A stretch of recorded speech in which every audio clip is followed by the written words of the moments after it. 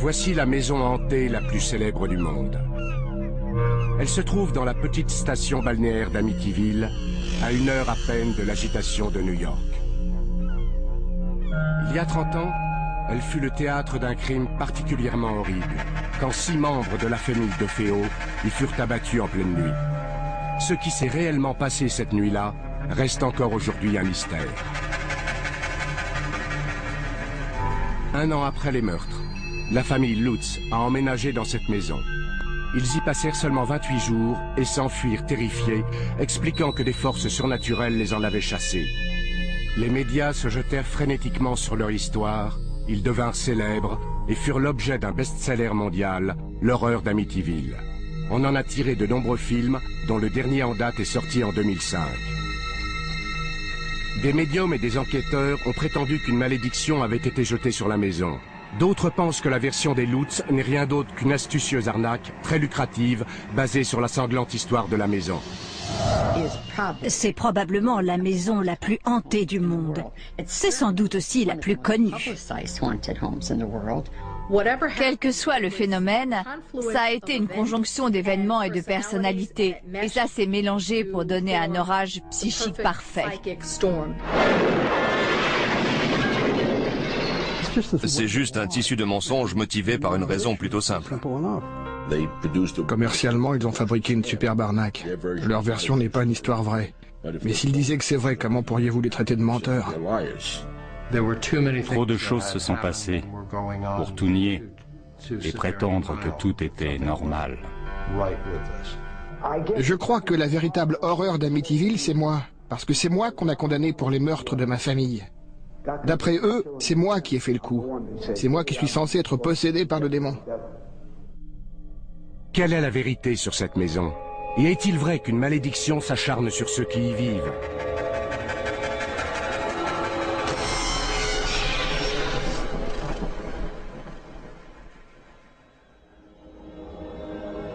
Les mystères et les controverses qui entourent l'histoire d'Amityville ont commencé dans la nuit du 13 novembre 1974, quand 6 membres de la famille DeFeo, le père, la mère et 4 enfants, ont été abattus à l'intérieur de cette maison. J'étais assis dans mon bureau qui donne sur le devant de la maison. Et mon ami Al Saxon arrive et il me dit « Rufus, j'ai quelque chose à te dire, tu ne vas jamais me croire. Dans la maison d'à côté, ils sont tous morts. » On a vu plusieurs des corps qu'on sortait de la maison. Je regrette de le dire, mais le corps d'un des enfants est tombé de la bâche dans laquelle on le portait. Et j'ai vu l'un des enfants assassiné. C'était affreux. Mais c'était une affaire criminelle sans mystère, en tout cas. C'est ce que je me suis dit à l'époque. C'était une atmosphère vraiment étrange. C'était très calme, glacial. Un moment suspendu. Du genre qu'on n'oublie jamais. C'est une image qu'on garde dans sa tête pour toujours. On avait là une famille de banlieue soi-disant idyllique, d'origine italienne, des catholiques. La famille avait sa propre affaire, une concession automobile. Et bien sûr, à cause de leur nom italien, il y a eu les inévitables rumeurs sur leur lien avec le crime organisé. L'hypothèse d'un meurtre lié au banditisme a été rapidement écartée, et la police s'est tournée vers le seul survivant, Ronald DeFeo Jr., qui avait 23 ans. George Harrison, le chef de la police du comté de Suffolk, est arrivé et il m'a demandé s'il pouvait utiliser ma maison comme quartier général. Tout le monde était terrifié dans le quartier en se disant qu'il y avait un tueur qui rôdait dans la ville. Dès le début, Ronald DeFeo a été soupçonné. Mais au départ, il ne l'avait pas arrêté, il l'avait embarqué pour le protéger.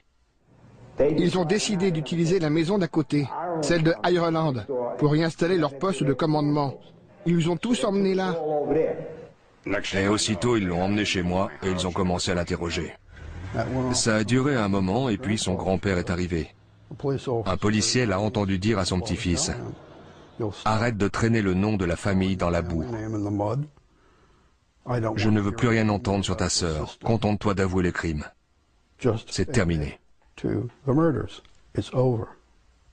Je leur ai dit au début les choses qui étaient vraies. Mais vous savez, ils ont fait pression sur moi. Même avant ça, Les habitants d'Amityville s'étaient déjà fait leur opinion sur le nom du meurtrier. Je me suis promené dans le quartier et j'ai demandé « Pouvez-vous m'en dire plus sur ce qui s'est passé ?» Et tous les gamins m'ont répondu pratiquement comme un seul homme « C'est Ronald qui a fait le coup. » Je roulais en voiture et le journaliste, je crois que c'était Joel Martin, a annoncé les meurtres à la radio. Et il n'a pas dit que Ronald était mort aussi. Alors j'ai dit à ma femme, c'est Ronald qui a fait le coup. Ronald était, disons, un adolescent à problème. Il avait la réputation de se droguer, d'être violent, de se battre avec son père. C'était une tâche. Tout ce qu'il faisait, c'était boire, parier et se battre. Quand on le connaissait ou qu'on connaissait le contexte, si on avait passé un peu de temps avec lui, on se disait que ce n'était pas une chose dont il était incapable. Et quand tous les autres sont morts et pas lui, vous savez... C'était tout un tas de problèmes, vous savez. C'est pas comme si je pouvais rester assis ici et vous mentir. Je pourrais dire que je savais que quelque chose de mauvais allait arriver à ma mère et à mon père. Très peu de temps après, Ronald DeFeo Jr. a été désigné officiellement comme suspect. Il était le meurtrier présumé, il était l'accusé. Après un bref interrogatoire serré, DeFeo a avoué les crimes et il a donné la première de ses nombreuses versions des événements. En gros, l'histoire c'est que Ronald DeFeo, qui avait 23 ans en 1974, s'est réveillé dans la nuit autour de 3h15. Et pour des raisons inconnues, il a tué tous les membres de sa famille pendant leur sommeil. Il a pris le fusil et il a tiré sur ses parents qui dormaient dans leur lit. Ensuite, il a tué ses 2 jeunes frères.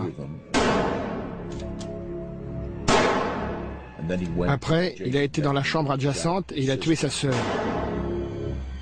Et enfin, il est monté dans la chambre deuxième où il a tué son autre sœur, Dawn. Après ce qui est arrivé, c'était comme un cauchemar. Je suis en train de regarder ma mère et mon père morts, mes sœurs, j'étais terrifié. J'ai couru hors de la maison, sauté dans ma voiture, foncé dans la rue, trouvé mes amis et je suis revenu à la maison. Les aveux de DeFeo n'expliquent pas les nombreux mystères qui entourent les meurtres. Des mystères qui ont nourri les rumeurs de complicité, de complot et même de forces surnaturelles. Ils ont tous été tués avec un Marlin calibre 35. On a fait une expérience pendant la préparation du procès. On a mesuré le niveau sonore du Marlin calibre 35. Ce fusil s'entend jusqu'à 5 pâtés de maison. Personne n'a rien entendu. J'ai retrouvé un voisin, quand même, qui a entendu entre 3h et 3h30 le chien de la famille qui aboyait ou gémissait. Il y a eu au moins 9 coups de feu, 9 coups tirés avec un Marlin. Et rien n'indique qu'aucune des 6 victimes ait fait la moindre tentative pour s'enfuir.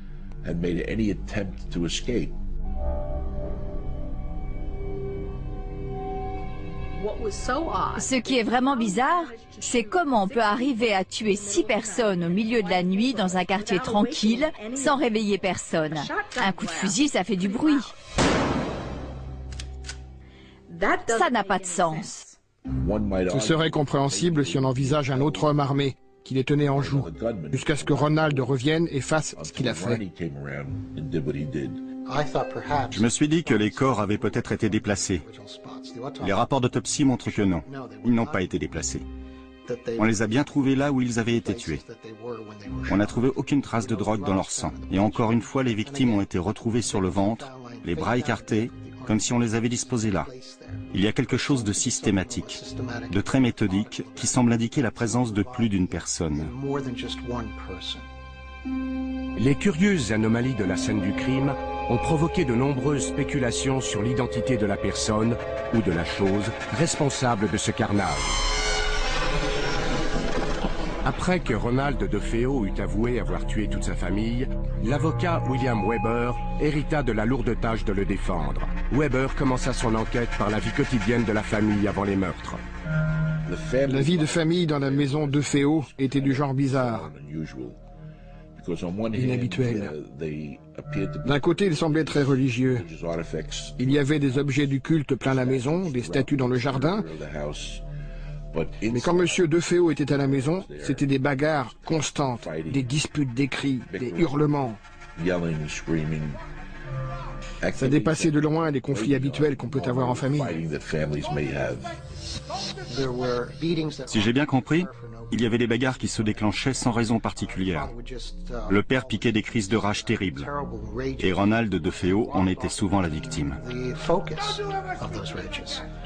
Les amis de Ronald avaient peur d'entrer dans la maison parce qu'ils avaient peur de son père. On a un témoignage selon lequel le père a battu sa femme en présence des amis de Ronald.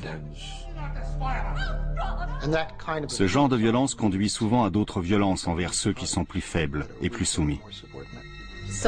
Donc, au-delà de ces belles apparences tranquilles, il y avait des problèmes dans la famille. Beaucoup de gens m'ont parlé des mauvais traitements que son père lui avait infligés dans son enfance. Mais on a aussi des témoignages de l'amour que lui portait sa mère et des relations étroites qu'il avait avec ses frères et l'une de ses sœurs. En résumé, il avait une personnalité difficile, peu ordinaire. On était une famille très unie, vous savez. C'est dommage ce qui est arrivé. Mais c'est arrivé. Ronald DeFeo, dès son emprisonnement, a commencé à délirer, en racontant que c'était le diable qui lui avait fait faire ça. Un pasteur m'a observé dans la salle du tribunal pendant que je faisais ma déposition. Selon lui, pour parler comme ça, il fallait que je sois possédé par le démon. Je crois qu'il lui manquait une case. Il fallait qu'il soit cinglé pour tuer toute sa famille, ou au moins en train de le devenir. J'ai demandé à un ami et associé, le docteur Daniel Schwartz, de l'examiner. Son avis de professionnel, c'est que Donald a agi dans un état de conscience altéré. Il ne comprenait pas la nature de ses actes. Il ne savait pas que ce qu'il faisait, c'était mal. Je ne me contrôlais pas. Je n'étais pas en contact avec la réalité au moment où j'ai fait ce que j'ai fait. Je n'avais aucun contrôle. Weber décida de plaider la folie. Quand il procéda à l'interrogatoire de son client pour savoir ce qui s'était passé la nuit des meurtres, Ronald lui décrivit une suite d'événements étranges qui lancèrent les controverses sur la véritable identité du ou des coupables. Ronald avait pris je ne sais quelle drogue. Il regardait un film de guerre à la télévision. À la fin du film, Ronald était seul dans la pièce. Il a dit au départ qu'il pensait avoir entendu des membres de sa famille dans une autre pièce qui complotaient de l'assassiner. Une chose qu'il a dite, et parfois il la disait en ricanant, donc je ne suis pas sûr que ce soit vrai. Mais il a dit, une femme au manoir m'a donné le fusil, et j'y ai été, et j'ai tué tout le monde. Selon son témoignage original, à un moment donné, un démon aux mains noires couvert d'une capuche lui a donné l'arme. Et il est monté à l'étage et il a commis le meurtre. Il a dit le meurtre, pas les meurtres. Pendant le procès, un expert a soutenu que DeFeo n'avait peut-être pas agi seul. Herman Reyes était criminologue, cité par la défense. Pendant un huis clos, on avait fait sortir le public. Herman Reyes a déclaré au juge et au procureur que certains corps avaient été déplacés, qu'ils n'avaient pas tous été tués là où on les avait trouvés. Il a aussi déclaré qu'il croyait que plusieurs armes avaient servi, et pas juste un fusil de chasse. Bizarrement, bien des années plus tard, le journaliste Rick Moran fut contacté par un agent de la brigade des stupéfiants qui lui apprit que la maison des DeFeo était sous surveillance à l'époque des meurtres et qu'il avait vu la sœur de Ronald, Dawn, sortir de la maison. La nuit du meurtre, ce policier a vu Dawn DeFeo sortir de la maison avec un fusil. Elle était vêtue d'un sweat à capuche et portait des gants. Il l'a vu jeter le fusil sur le siège arrière de sa voiture et filer en direction de la pointe où se trouve un quai d'embarquement.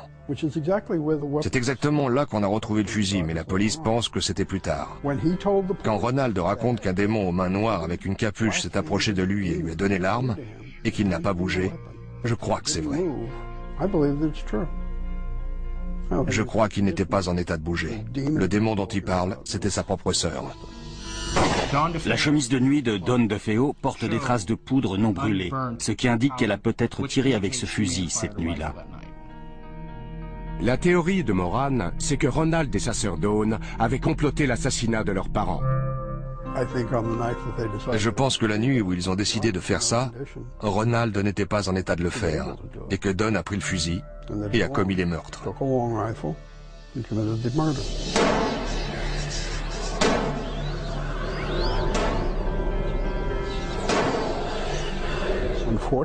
Malheureusement, dans la frénésie de l'action, elle a apparemment décidé qu'elle allait tuer tout le monde.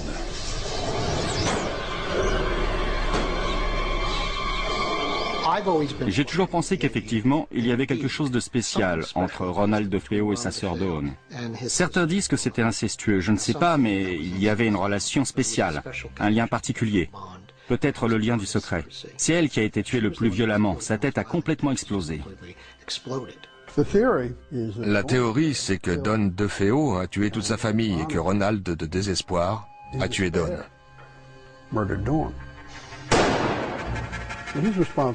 Il est responsable d'un meurtre, ce qui expliquerait la réaction du grand-père. Prends tout sur ton dos. Parce que c'était le seul survivant et qu'il ne voulait pas que les relations entre les membres de la famille soient exposées davantage ou le nom de la famille sali.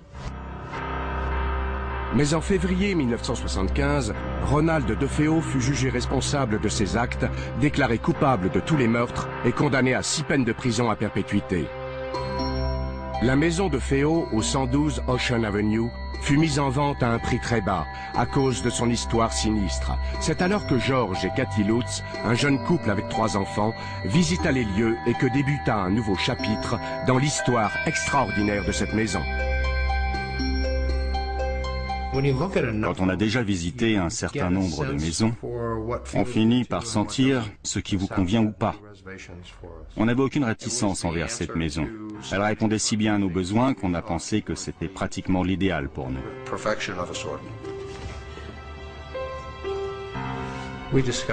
Nous avons discuté ensemble, en famille, des événements qui s'étaient déroulés dans la maison et la conclusion, c'est qu'aucun d'entre nous ne se sentait mal à l'aise à cause de ce passé.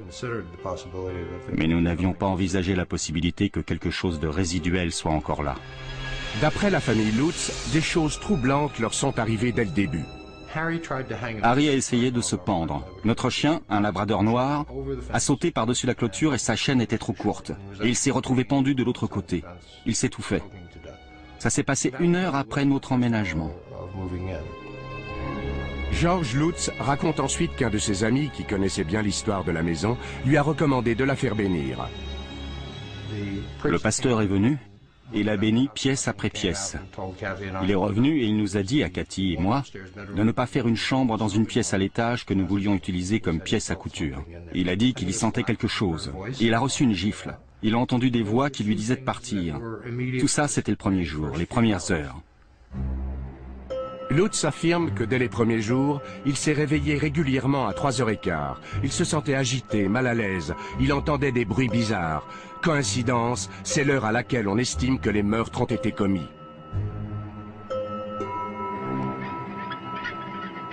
J'ai été très malade dans la maison et j'ai perdu beaucoup de poids.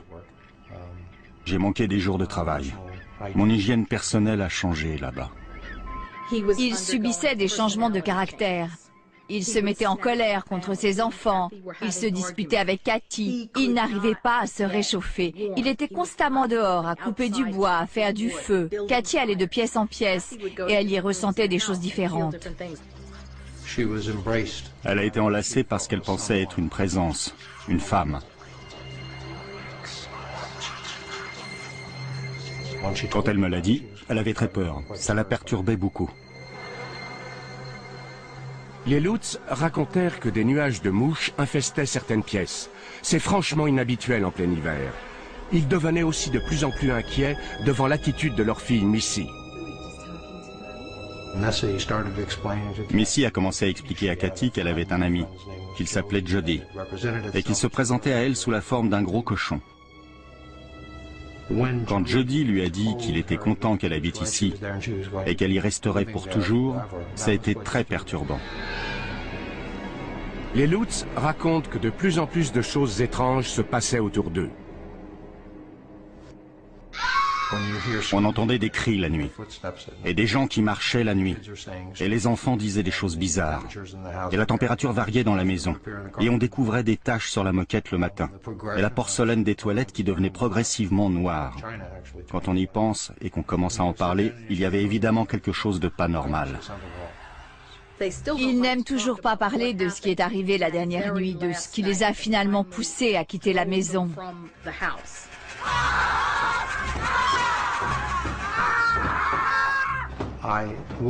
Je ne serai jamais capable d'oublier ce qui s'est passé cette nuit-là.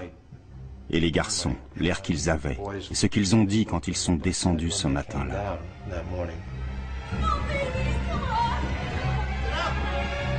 Selon leurs déclarations, ils finirent par fuir la maison tôt le matin du 14 janvier 1975. Jamais ils n'y revinrent.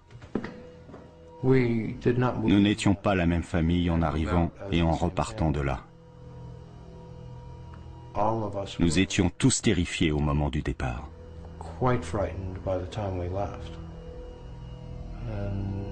Alors qu'on ne connaissait pas la peur en emménageant.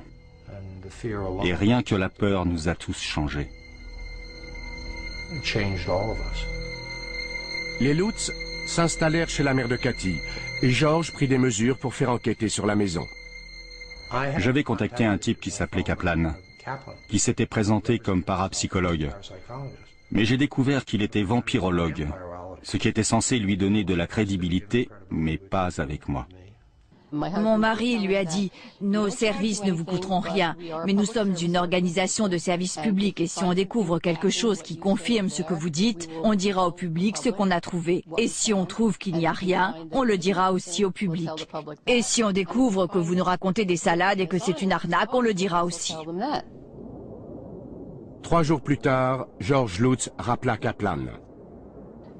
Il était très mécontent de ce que mon mari avait dit dans le journal, qu'il mènerait une enquête. Et il lui a dit « Je vous avais dit que je ne voulais pas de publicité. Vous savez, maintenant, je vais être obligé d'annuler, de repousser votre enquête d'au moins 2 semaines, parce que je ne voulais aucune publicité autour de ça. » Et le lendemain, mon mari a découvert que la veille au matin, Lutz et sa femme avaient fait une conférence de presse. Alors le matin, il donne une conférence de presse et le soir, il nous raconte qu'il annule notre enquête parce qu'il ne veut pas de publicité. Pour couronner le tout, la conférence de presse avait été organisée par William Weber, l'avocat de Ronald DeFeo. À l'époque, Weber le défendait encore, puisqu'il avait fait appel de la première condamnation. Apparemment, la famille Lutz et lui s'étaient rencontrés juste après qu'ils aient quitté la maison. William Weber avait organisé cette conférence de presse pour Newsday et nous avait dit que Newsday réclamait notre présence. Ça a mis la puce à l'oreille de mon mari. Pourquoi est-ce que William Weber, avocat du tueur en série Ronald DeFeo, représente maintenant ce monsieur Lutz qui a emménagé dans la maison juste après? Et c'est quoi le rapport? J'ai été contacté par un certain Paul Hoffman, qui à l'époque était journaliste pigiste, et qui m'a dit que les Lutz aimeraient me rencontrer. Et je lui ai dit, vous savez, moi aussi j'aimerais les rencontrer.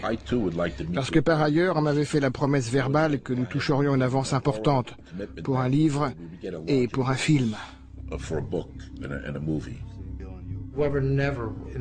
Pendant nos premières rencontres, jamais Weber n'a abordé ce sujet.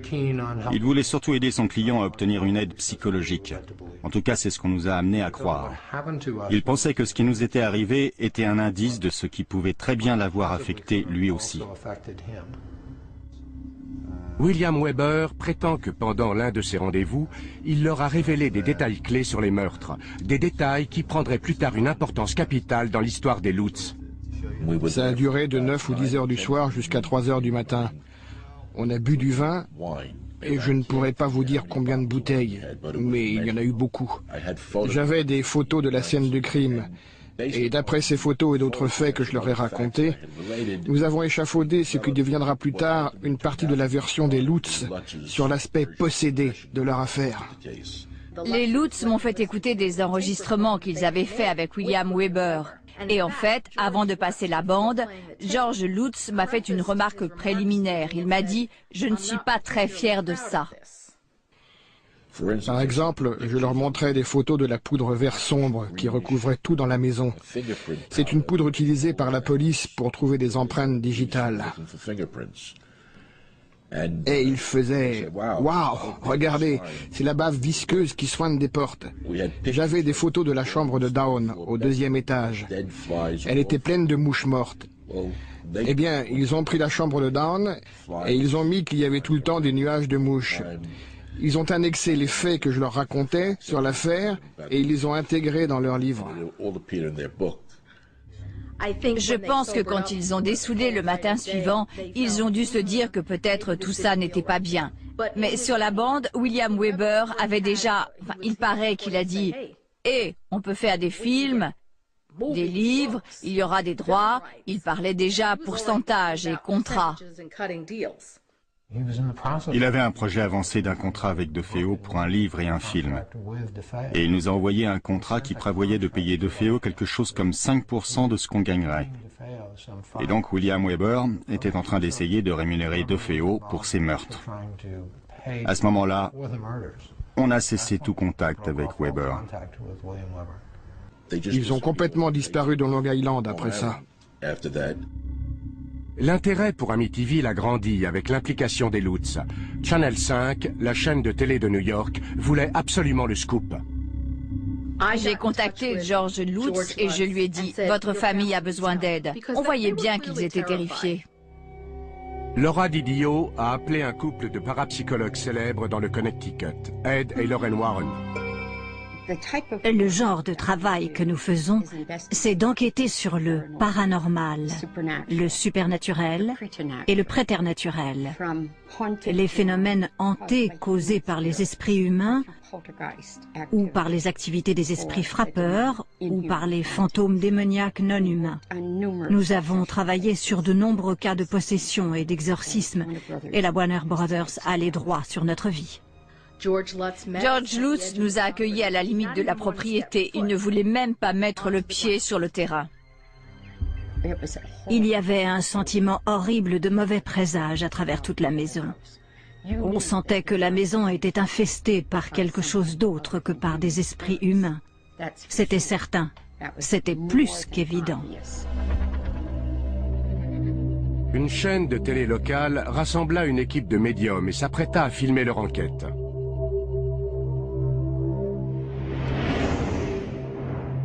Ils firent venir des parapsychologues, ils amenèrent aussi des médiums, et ils décidèrent de pénétrer dans la maison dans la nuit du 6 mars 1976. Peu après l'arrivée de l'équipe télé et du journaliste Marvin Scott, des choses étranges se passèrent. Rien ne m'est arrivé à moi, mais des trucs arrivaient aux gens autour de moi. C'était incroyable la façon dont les gens étaient affectés. La première chose, c'est le caméraman Steve. Quand il est arrivé sur le palier au deuxième, il s'est plié en deux en se tenant la poitrine. Il avait des douleurs intenses à la poitrine. L'impression dominante, c'était très triste. Je ressentais la présence d'un adolescent qui avait fait quelque chose qui avait entièrement changé sa vie et qu'il avait commis une action horrible. Quand on est monté à l'étage, évidemment, les médiums ont ressenti les échos, les mauvaises vibrations. 6 personnes ont été assassinées là, vous savez, il y a à peine 2 ans.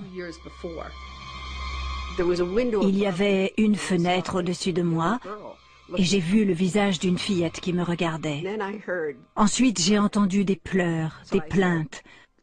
Alors je lui ai dit, regarde la lumière blanche, marche vers elle, tous ceux qui t'aiment t'attendent. Pendant la séance, Lorraine a dit qu'elle ressentait la présence d'un démon qui venait des profondeurs de la terre. Il n'y avait pas que les esprits assassinés des membres de la famille DeFeo. Je percevais des corps alignés, tous recouverts de draps blancs. J'ai eu l'impression de silhouettes couvertes de capuches comme des moines, juste derrière la porte, bloquant le seuil et qui me fixaient. J'ai pensé, oh oh. Je monte tout en haut, j'entre dans la chambre et Marvin Scott me dit, qu'est-ce qu'il y a? Qu'est-ce qu'il y a? Et je lui ai répondu, j'espère que je n'approcherai jamais plus que ça de l'enfer. Alors j'ai pris de l'eau bénite, j'ai ouvert la bouteille et j'ai dit « En arrière, Satan !» Et j'ai aspergé comme ça. Et ça a disparu, comme de l'eau sur une plaque chauffée. Et alors, tout s'est arrêté dans la maison. À la fin de la séance, on est redescendu au rez-de-chaussée. À ce moment-là, Ed tenait son crucifix et il précédait Lorraine dans l'escalier. Il s'est arrêté net, presque comme s'il avait été jeté en arrière par une bourrasque de vent. Et plus tard, il a décrit ça comme s'il avait été assailli, je crois, par une légion de démons. C'est comme un puissant jet d'eau sur ma poitrine qui m'empêche d'avancer. Une fois de plus, en tant que journaliste, je dois reconnaître que je n'ai rien vu, je n'ai rien senti. Rien d'autre que les réactions d'Ed, de Lorraine, des autres médiums et des gens autour de moi. Je me souviens à 2 heures du matin de Marvin Scott qui se tourne vers moi et me dit « On ne l'a pas ». En d'autres termes, ce n'était pas l'exorciste pour la télévision. Alors qu'il ne se passa rien devant les caméras de télévision, une photo prise cette nuit-là allait révéler une mystérieuse présence. L'appareil avait été fixé sur un trépied. Il prenait des photos au flash automatiquement, à intervalles réguliers. Et il y avait des dizaines et des dizaines de photos de cette porte qui conduisait à la chambre de notre fille Missy. Des années plus tard, une de mes secrétaires classait ces photos et elle était enceinte. Et chaque fois qu'elle regardait cette photo, le bébé faisait des bonds dans son ventre. Et hop, voilà qu'on distingue clairement dans l'encadrement de la porte, sur le palier au 2e, le visage d'un petit garçon qui jette un coup d'œil depuis la porte. Il n'y avait pas d'enfant cette nuit-là dans la maison. Alors, d'où est-ce qu'il vient? On a appelé Missy et on lui a demandé qui c'était. Et elle a dit « Oh, c'est le garçon avec qui je jouais là-bas ». C'était la première fois qu'on en entendait parler. Les Lutz ne revinrent jamais au 112 Ocean Avenue. La banque récupéra la propriété et leurs meubles furent vendus aux enchères. George et Cathy partirent s'installer en Californie en affirmant qu'ils devaient échapper à l'influence de la maison et au déluge de publicité qui suivit la médiatisation de leur histoire. Amityville devient un phénomène. Et il est partout. On en parle à la télé, on en parle à Long Island. C'est sur les lèvres de tout le monde. Avez-vous entendu parler de cette affaire ? C'est la somme de toutes les horreurs qui se passent dans le paranormal. Tout est regroupé en une seule affaire. Les médiums sont sortis du bois, les exorcistes, les parapsychologues, les vampirologues. Ils ont tous débarqué avec chacun sa théorie. Ils prétendaient tous savoir exactement ce qui s'était passé. Parmi ceux qui se joignirent à la fête, il y avait le professeur Hans Holzer, le plus célèbre chasseur de fantômes des États-Unis. J'aime particulièrement cette image qui montre clairement la silhouette blanche d'un cheval en surimpression sur moi. Il se trouve que l'entité qui était perturbée dans la maison était un chef indien à cheval. Hans Holzer m'a été présenté comme un homme qui avait écrit 50 livres dans le domaine des médiums. Les esprits frappeurs, les fantômes de la Maison Blanche, des fantômes dans chaque maison qu'il a visitée. Le 13 janvier 1977, Holzer, William Weber et Laura Didio pénétrèrent dans la maison en compagnie d'Ethel Johnson Meyers, une médium célèbre pour ses transes profondes. Tout ce qu'il me faut, c'est un bon médium capable de transes profondes. Comme ça, s'il y a la moindre entité, elle peut utiliser les cordes vocales du médium pour discuter avec moi. C'était vraiment étrange et très choquant de voir la transformation physique que subit cette femme. Dès qu'elle est sortie de la voiture, avant même d'entrer dans la maison, elle a dit « Il y a un Indien là-dedans ». D'un seul coup, une pomme d'Adam lui a poussé.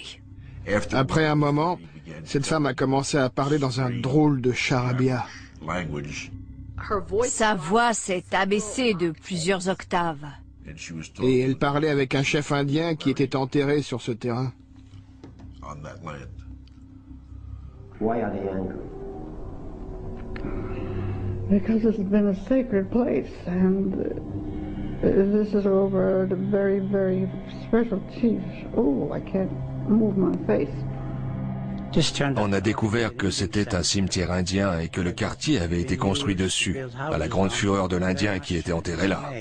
And what does he make them do? Violence of death. I don't know, my skull's cracked and my neck's stretched. What will the male do under those circumstances? Anything the Indian desires him to do. Bien que l'on ait raconté que c'était la maison la plus hantée d'Amérique, ce n'est pas vraiment une maison hantée. Il n'y avait pas de fantômes là, il n'y avait pas d'esprit, sauf celui du chef indien. Et tout ce qu'il voulait, de son point de vue, c'était « partez de mon terrain ». Alors que les théories se multipliaient sur la maison, Amityville allait devenir un phénomène de l'édition. Soudain, il y a un livre. Et quelle qu'en soit la raison, le livre a eu un succès immédiat. C'est devenu aussitôt un best-seller. Le premier tirage était de 25 000 exemplaires. Et il n'avait jamais lancé un aussi gros tirage, même de loin, pour une première édition. À peine arrivé chez les libraires, ce livre a été épuisé. C'était phénoménal. Il était clair que cette histoire de maison hantée avait le pouvoir de captiver des millions de lecteurs. L'idée que c'est réellement arrivé à des gens rend ces gens plus proches. Parce que si ce n'est pas une œuvre d'imagination, alors c'est vrai. Et ça pourrait aussi leur arriver. Une maison, c'est censé être un endroit où on est en sécurité. Et l'horreur d'Amityville détruit cette tranquillité. C'est arrivé juste après le livre de William Peter Blatty, L'Exorciste. Et le film L'Exorciste est sorti autour de 1973-74.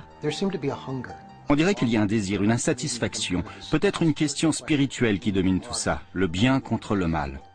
Même les gens qui disaient être agnostiques ou athées après avoir vu le film, ils dormaient avec la lumière allumée, ils s'agrippaient à des crucifix et ils retournaient à l'église. C'était le climat dans lequel Amityville pouvait s'épanouir. La maison elle-même était devenue un personnage, grâce en particulier à ses deux fenêtres à l'étage. Tout le monde disait « Qu'est-ce que vous pensez de ces deux yeux? Deux yeux qui vous observent. » J'ai beaucoup entendu ça. C'est devenu les yeux de la maison. Et si vous les regardez, vous vous dites cette maison est en train de me regarder. Et ça lui a donné cette personnalité maléfique. Quelque chose observe, quelque chose est caché, quelque chose observe. L'histoire des Lutz prit un nouveau tournant quand elle subit le traitement hollywoodien. À Amityville, l'effet fut immédiat et redoutable. Quand tous ces livres ont été publiés et que le film est sorti, c'est devenu l'enfer. Ça a été l'affolement chez les médias. Tous ces gens se sont abattus sur Amityville. Des gens venus d'Irlande, venus d'Angleterre, des gens venus de partout en Europe. Ils étaient envahis non pas par des fantômes, ni par des démons, mais par les touristes. Sous la grêle ou dans la tempête, il y avait parfois plus de 50 personnes qui se tenaient par la main et qui regardaient la maison, comme si c'était une religion. Sur Ocean Avenue, les pelouses des habitants étaient envahies par les voitures des badauds qui essayaient de s'approcher de la maison de l'horreur. J'avais des dizaines de gens venus en bus qui pique-niquaient dans ma cour, des nonnes venues de Suède. Elles s'étaient coincées dans mon allée, et je ne sais même pas comment elles étaient arrivées là. Les gens couraient et essayaient d'emporter des morceaux de la maison, des bouts de pelouse, des plaquages de bois. Une femme a frappé un flic sur la tête avec un livre si fort qu'elle l'a à moitié assommé. N'importe quoi pour jeter un coup d'œil par les fenêtres. C'était très ennuyeux. Ça a duré et duré et duré. Mais si les milliers de visiteurs semblaient convaincus par l'histoire d'Amityville, un nombre croissant de lecteurs soupçonnait une arnaque. J. Hanson écrit ce gros bouquin. L'horreur d'Amityville, une histoire vraie. Et je trouvais que ça ne sentait pas bon. Dans les articles publiés au départ, ils ont dit qu'ils n'avaient vu aucune forme humaine et seulement qu'ils avaient entendu des bruits bizarres, des chocs, des coups sur les tuyaux, des trucs comme ça. Ils ont fait l'expérience de ce qui apparaît comme des phénomènes paranormaux assez banals. Pas de lévitation, pas de fenêtres brisées, pas de portes sorties de leur gonds par des forces invisibles. Et à la sortie du livre, ils en étaient arrivés à la bave visqueuse verte, aux fanfares et à Jody le cochon démoniaque. On a dénombré 106 erreurs évidentes, des erreurs matérielles dans le livre. Et ça, c'est avant même d'arriver au cochon volant.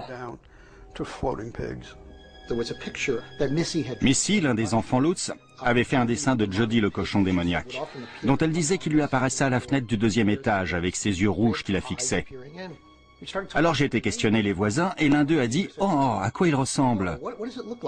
Et on lui a montré le dessin dans le livre et ils ont dit « Oh, ça, c'est le chat que Ronald DeFeo appelait le cochon tellement il était gros. » En fait, le cochon, c'était le chat de ma femme. C'était un persan, j'en suis sûr. Ce chat sautait sur l'appui de la fenêtre et s'installait là, et regardait avec ses yeux rouges phosphorescents. Mais alors, les fameuses mouches? Mais enfin, il y a eu les meurtres, les victimes sont restées là 48 heures, la maison a été mise sous scellé et le chauffage marchait. Pas besoin d'être un génie pour comprendre comment il finit par y avoir des mouches.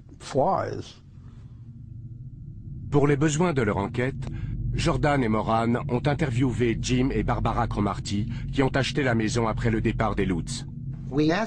On leur a demandé s'ils avaient fait des grosses réparations en arrivant dans la maison. Parce que quand on lit le livre, on a l'impression que cette tornade paranormale qui se déchaîne dans la maison la laisse en ruine. Ils nous ont répondu que non. Tout était parfaitement en état quand ils l'ont visité avant de l'acheter.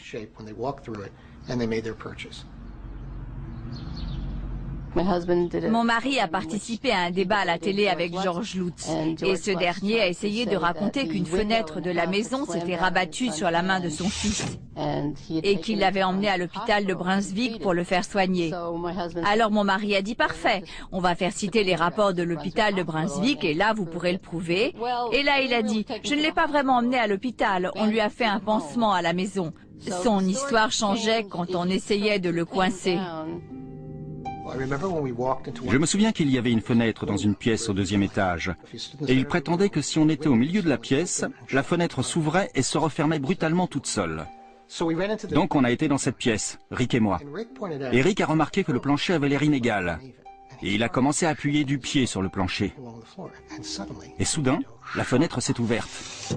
J'ai cru que j'allais bondir hors de mes chaussures. J'ai hurlé. Les contrepoids étaient mal installés et la fenêtre était déréglée, de telle manière qu'on pouvait parfaitement l'ouvrir et ensuite la refermer du milieu de la pièce.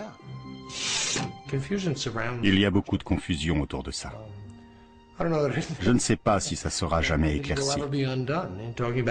Parlant du mal, le mal c'est l'absence de Dieu, et donc la confusion en fait partie. Les sceptiques ont rassemblé leurs preuves et les croyants se sont préparés à la bataille. Mais où est la vérité dans l'horreur d'Amityville? 2 ans après avoir quitté leur maison en prétendant qu'ils en avaient été chassés par des forces surnaturelles, les Lutz virent leur histoire publiée sous le titre « L'horreur d'Amityville, une histoire vraie ». Ce fut un best-seller instantané et l'auteur Jay Hanson se retrouva au cœur d'une furieuse controverse. Moi, ça m'a ouvert les yeux sur le fait qu'on pouvait écrire un livre, écrire sur la jaquette une histoire vraie, et ensuite inventer 90% de son contenu. J'en ai parlé à Jay et je lui ai dit, Jay, tu crois à cette histoire? Et il m'a dit, je suis un écrivain, c'est ce que je fais, j'écris, c'est tout. Tu sais, que ce soit vrai ou pas, ce n'est pas à moi d'en décider. Évidemment qu'il a pris des libertés. Nous ne soutenons pas cet aspect de l'horreur d'Amityville. Peter Jordan et Rick Morgan mirent Jay Hanson devant les preuves que son livre n'était pas une histoire vraie, mais une œuvre de fiction. Il m'a dit, vous niez tout. Vous êtes un sceptique qui aime écrire des histoires de non-fantômes. Moi, j'aime gagner de l'argent. Jay m'a dit, je suis un écrivain.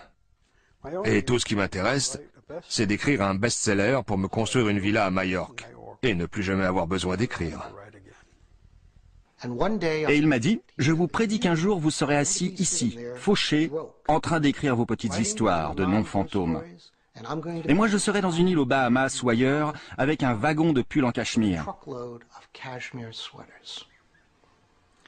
Et je me souviens avoir pensé que c'était tellement cocasse, et j'ai gloussé. Et il a dit, qu'est-ce qu'il y a de si drôle? Et j'ai dit que c'était le fantasme le plus ridicule qu'un millionnaire puisse avoir. Et après ça, un jour que je rentrais en voiture à Long Island, j'ai entendu à la radio que Jay Hanson, l'auteur de l'horreur d'Amityville, avait eu une crise cardiaque. Et je me suis dit, oh non, il ne pourra jamais profiter de son wagon de pull en cachemire. Hanson a gagné des millions avec Amityville. En comparaison, on dit que les Lutz n'ont touché que 250 000 $.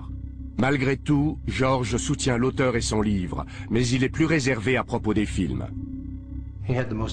C'était un travail très difficile pour lui d'expliquer une chose à laquelle il ne croyait pas ou qu'il ne comprenait pas.